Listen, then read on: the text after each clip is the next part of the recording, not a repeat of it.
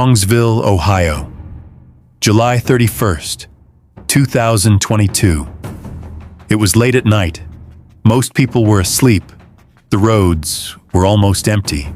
Inside a car were three friends, 17-year-old Mackenzie Sharilla, Dominic Russo, and Davian Flanagan.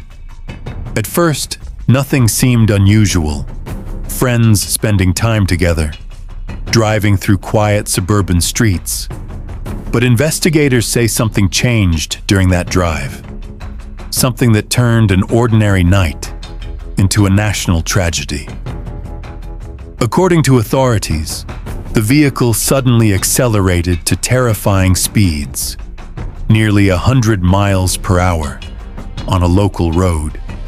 And then, everything happened in seconds.